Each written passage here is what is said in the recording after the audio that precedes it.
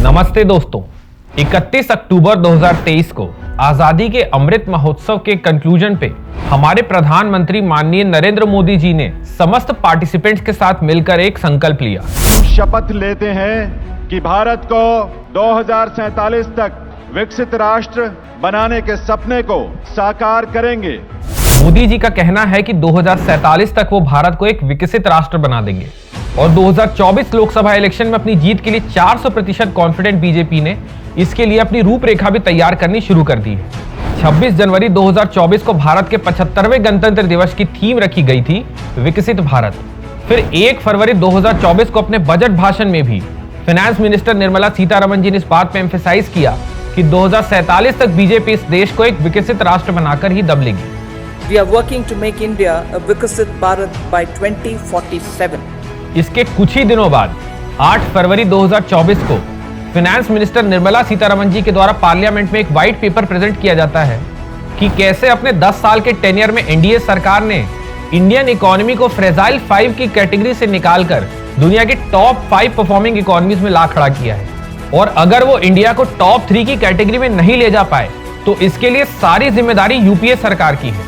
Pulling out an Indian economy which was in a state of fragile 5 to reach the stage of top 5 economy and on the verge of reaching top 3 position.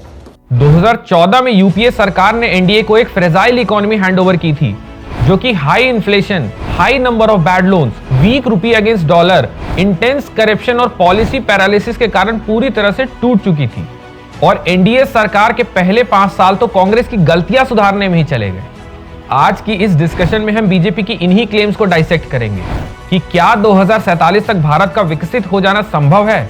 BJP ने अपने white paper में ऐसे कौन से important points raise किए हैं और BJP के व्हाइट पेपर के जवाब में कांग्रेस जो एक अपना ब्लैक पेपर लेकर आई है उसमें उन्होंने कौन से महत्वपूर्ण मुद्दों को हाईलाइट किया है और आपको एज ए आम नागरिक वो कौन सी महत्वपूर्ण बातें जाननी है ताकि आप इन क्लेम्स को ऑब्जेक्टिवली समझ सकें। तो इस इंटरेस्टिंग डिस्कशन को पूरी तरह समझने के लिए अंत तक हमारे साथ जरूर बने रहिएगा। अगर आपको ये वीडियो अच्छा लगे तो वीडियो को लाइक जरूर करें, चैनल को सब्सक्राइब करें और इस वीडियो को ज्यादा से ज्यादा लोगों के साथ शेयर करें। तो आइए आज की चर्चा को शुरू करते हैं। दोस्तों, नागरिकों के विकास को समझने के लिए ग्लोबली एक्सेप्टेड पैरामीटर है जीडीपी पर कैपिटा, यानी कि देश की जीडीपी को अगर उसके नागरिकों के बीच में इक्वली डिस्ट्रीब्यूट किया जाए तो हर नागरिक के खाते में कितने रुपए आएंगे। एनएसओ के एस्टिमेट्स के अनुसार 2023 में भारत की जीडीपी थी 296.58 लाख करोड़ रुपीस और यूनाइटेड नेशंस के एस्टिमेट्स के अनुसार 2023 में हमारे देश की पॉपुलेशन है 142.5 करोड़। तो अगर हम 296.58 लाख करोड़ रुपीस को 142.5 करोड़ लोगों के बीच में इक्वली डिस्ट्रीब्यूट करें तो हर किसी के खाते में आते हैं 2,08,126 रुपए, या डॉलर टर्म्स में कहें तो $2500। इसे अगर हम दूसरे विकसित देशों से कंपेयर करें तो यूएसए का जीडीपी पर कैपिटा है $76,000, कनाडा का $54,000, जर्मनी का 48, यूके का 46 और जापान का $33,000। और भारत तो जीडीपी पर कैपिटा के मामले में इन विकसित देशों से कोसों दूर है। अगर हम अपने नेबरिंग देशों से अपने आप को कंपेयर करें तो इंडोनेशिया का जीडीपी पर कैपिटा $4,800 है और चाइना का जीडीपी पर कैपिटा भी $12,720 है। और आईएमएफ तो अभी तक चाइना को डेवलपिंग कंट्रीज के लिस्ट में ही रखता है। एक बार इन कंट्रीज का सेक्टोरल एनालिसिस करके भी ये समझने की कोशिश करते हैं कि वो कौन सी चीज है जो इन्हें डेवलप्ड इकोनॉमीज बनाती है। अगर हम यूएसए, जर्मनी, यूके या जापान जैसी डेवलप्ड कंट्रीज को देखें तो इनकी इकोनॉमी में एग्रीकल्चर का कंट्रीब्यूशन 1% से भी कम है। इन्होंने अपनी इंडस्ट्री और मैन्युफैक्चरिंग भी चाइना और दूसरी लो इनकम कंट्रीज में आउटसोर्स कर रखी है और इनकी इकोनॉमी में सबसे बड़ा शेयर सर्विस सेक्टर का है। इंजीनियरिंग प्रोडक्ट में भी ये countries research and development, product design, project management जैसी सर्विसेज देकर अपनी मैन्युफैक्चरिंग दूसरी कंट्रीज में आउटसोर्स करके करवाती है। और मोस्टली हर डेवलप्ड कंट्री का इकोनॉमिक स्ट्रक्चर इसी तरह का दिखता है। और अगर हम अपने आप को अपने नेबर चाइना से भी कंपेयर करें तो वहां भी एग्रीकल्चर सेक्टर का शेयर इकोनॉमी में मात्र 7% है। एम्प्लॉयमेंट टर्म्स में बात करें तो चाइना के वर्किंग पॉपुलेशन के मात्र 24% लोग एग्रीकल्चर में इन्वॉल्व हैं। इस डेटा को अगर इंडिया से कंपेयर करें तो हमारी इकोनॉमी में एग्रीकल्चर सेक्टर का कंट्रीब्यूशन 16.6% है और ये हमारे 42% लोगों को एम्प्लॉयमेंट प्रोवाइड करती है। आइए इसके पीछे की मुख्य वजह को समझते हैं। अगर हम चाइना की इकोनॉमी को देखें तो 1970 में ही इंडस्ट्रियल सेक्टर ने एग्रीकल्चर को अपने कंट्रीब्यूशन से सुपरसीड कर लिया था। बड़ी संख्या में लोगों ने एग्रीकल्चरल फार्म्स छोड़कर इंडस्ट्री में काम करना शुरू किया और चाइनीज इकोनॉमी कंसिस्टेंटली 8 से 10% की रेट से ग्रो करने लगी। 1985 तक चाइना का सर्विस सेक्टर भी डेवलप हो गया और सर्विस सेक्टर ने एग्रीकल्चर को पार करते हुए ओवरऑल इकोनॉमी में एग्रीकल्चर का कंट्रीब्यूशन 30% से भी कम कर दिया। इसके बाद 1985 से लेकर 2010 तक के 25 सालों में से 13 सालों में चाइना का इकोनॉमिक रेट ऑफ ग्रोथ 10% से ज्यादा रहा है और इसी की बदौलत 2010 में चाइना जापान को पीछे छोड़कर वर्ल्ड की सेकेंड लार्जेस्ट इकोनॉमी बन गया था और इंडिया का बिगेस्ट फेलियर भी यही रहा है। 1970 से लेकर 1990 तक जहां चाइना में इंडस्ट्रियल सेक्टर ट्रेमेंडस ग्रोथ रिकॉर्ड कर रहा था, वहीं इंडिया में लाइसेंस राज ने किसी को इंडस्ट्री लगाने ही नहीं दी। फॉर्चुनेटली जो कांग्रेस इंडिया में लाइसेंस राज लेकर आई थी, उसी कांग्रेस के प्रधानमंत्री राजीव गांधी ने इंडिया में MTNL और BSNL जैसी पब्लिक सेक्टर कंपनीज को एस्टैब्लिश किया, जो कि भारत के कोने कोने तक टेलीकॉम और इंटरनेट को लेकर गई। इसके बाद राजीव गांधी सरकार ने फुल्ली असेंबल्ड मदरबोर्ड्स का इंपोर्ट अलाउ किया, जिससे कि देश में कंप्यूटर सस्ते हुए और हमारे देश में IT रिवोल्यूशन आ पाया। 1968 में TCS और 1981 में इन्फोसिस के फॉर्मेशन के बाद सर्विस सेक्टर का कंट्रीब्यूशन हमारे देश की इकोनॉमी में बढ़ने लगा और 1979 में ही इसने एग्रीकल्चर को सुपरसीड कर लिया।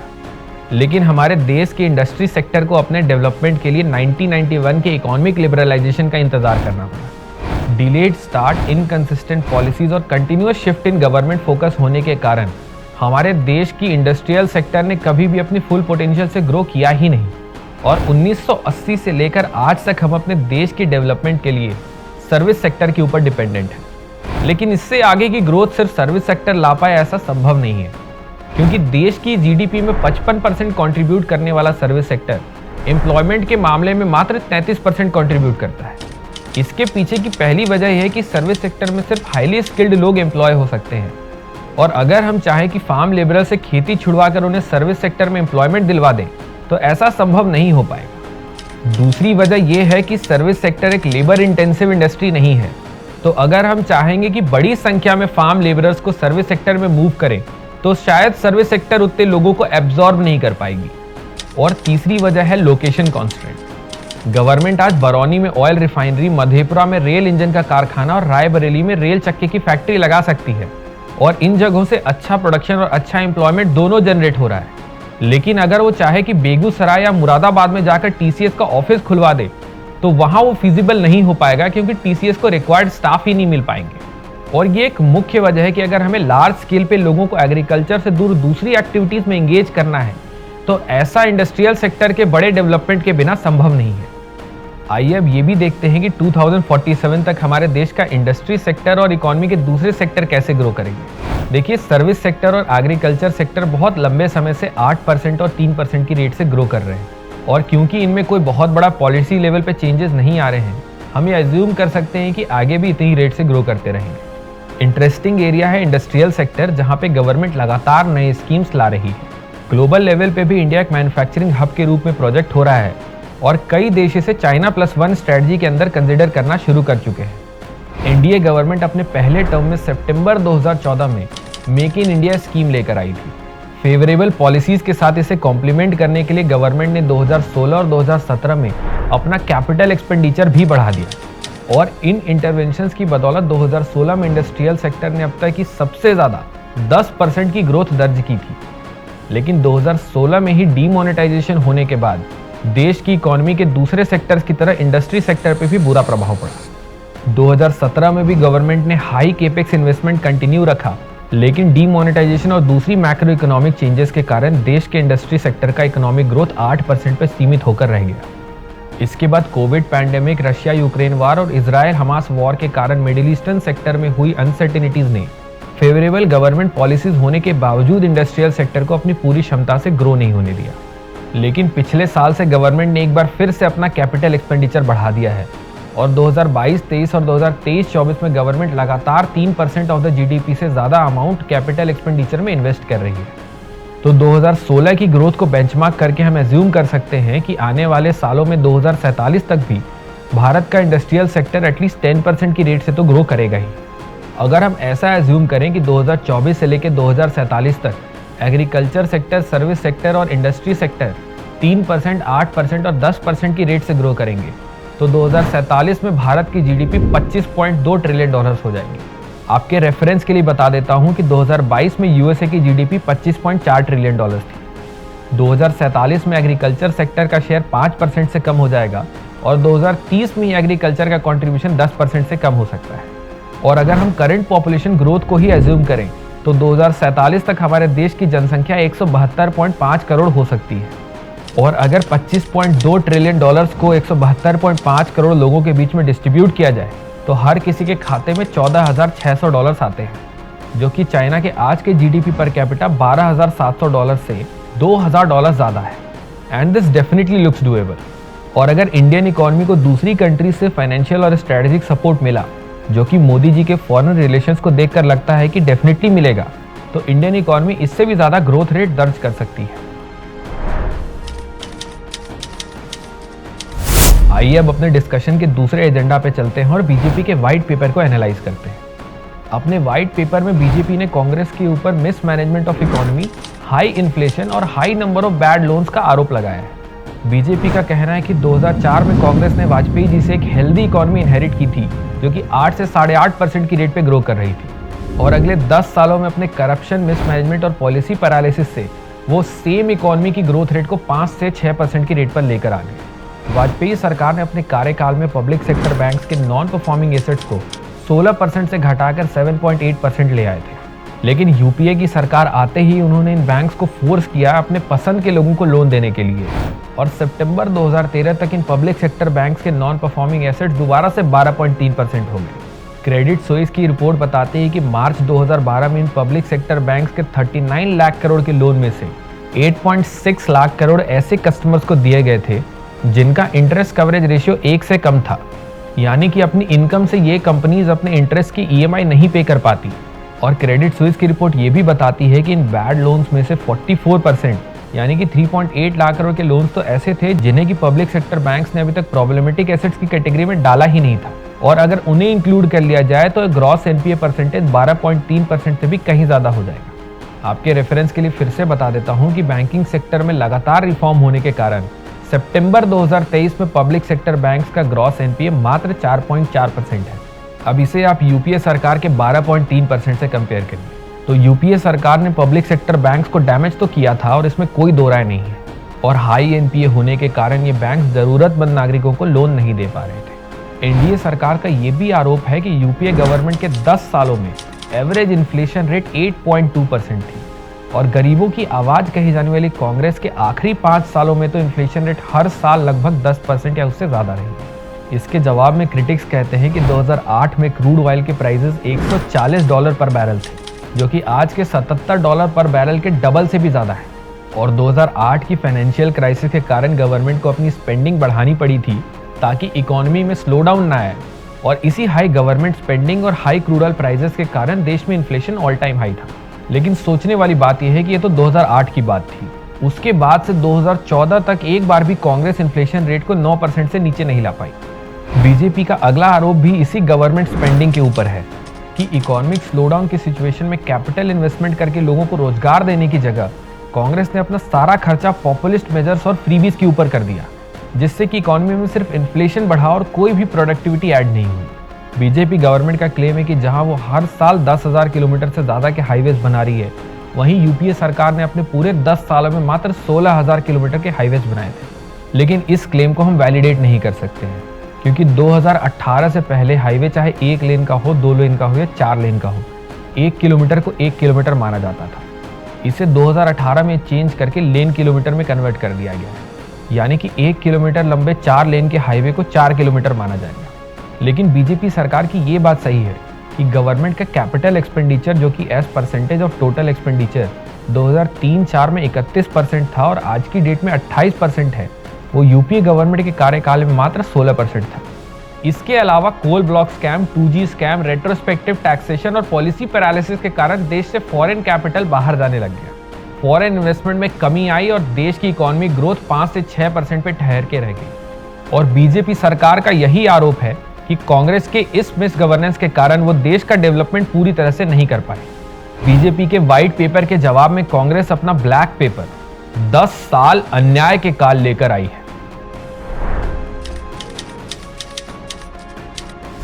कांग्रेस का आरोप है कि इंटरनेशनल मार्केट में क्रूड ऑयल के प्राइसेस $100 से कम होकर $79 पर बैरल हो गए हैं, लेकिन फिर भी हमारे देश में एलपीजी, पेट्रोल या डीजल हर किसी के दाम लगातार बढ़े जा रहे हैं। इसी के साथ आम आदमी की जरूरत का सामान जैसे कि सरसों तेल, आटा या दूध के दाम भी 2014 से 2024 में 1.5 गुना हो गए।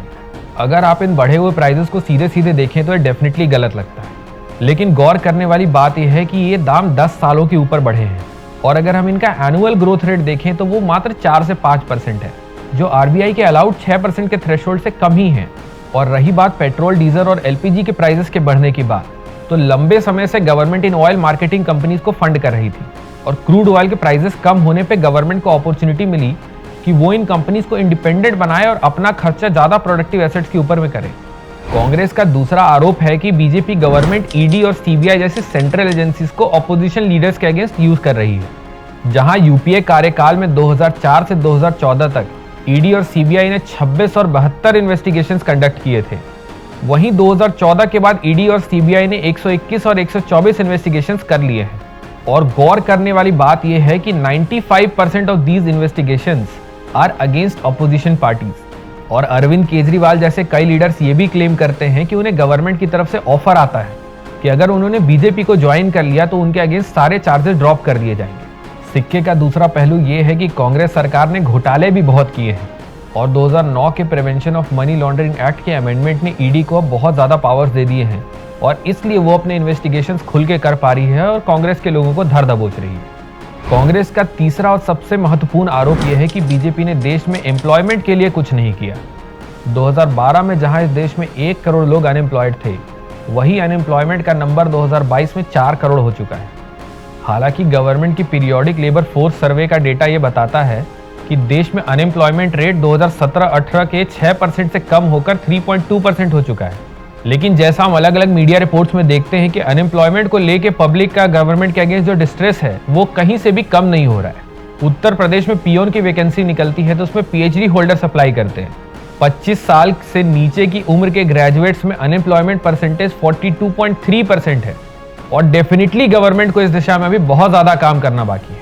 देखिए, इलेक्शन का समय है और बीजेपी या कांग्रेस एक दूसरे के विरुद्ध अलग अलग पॉइंटर्स लाते रहेंगे, इसलिए मैंने इस वीडियो के माध्यम से आपके सामने सारी बातें ऑब्जेक्टिवली प्रेजेंट करने की कोशिश की है ताकि आप अपना ओपिनियन खुद बना सकें। फरवरी 2024 में किए गए आज तक के सी वोटर के सर्वे को रेफर करें तो 2024 लोकसभा इलेक्शन में बीजेपी को 304 और एनडीए को 353 सीटें मिलने की संभावना है और ये काफी हद तक क्लियर है कि 2024 में भी इस देश में मोदी सरकार ही आ रही है। अब ऐसे में अगर गवर्नमेंट ये एनालाइज करने में अपना टाइम वेस्ट करती है कि कांग्रेस के पिछले 10 साल कैसे थे, जवाहरलाल नेहरू जी ने ओबीसीज के अगेंस्ट क्या कहा था, राहुल गांधी राम मंदिर के इनॉग्रेशन में क्यों नहीं आए और किस मंदिर में जाके अपना गोत्र क्या बता रहे हैं, तो ये पूरी तरह से गवर्नमेंट की प्रोडक्टिविटी का टाइम वेस्ट है। मेरे विचार से बीजेपी को अपना पूरा ध्यान अगले टर्म की प्रोग्रेसिव पॉलिसीज की प्लानिंग में लगाना चाहिए। आशा करता हूं दोस्तों कि आपको ये वीडियो इंटरेस्टिंग लगी होगी। अगर ऐसा है तो इस वीडियो को लाइक और शेयर करें और चैनल को सब्सक्राइब जरूर करें।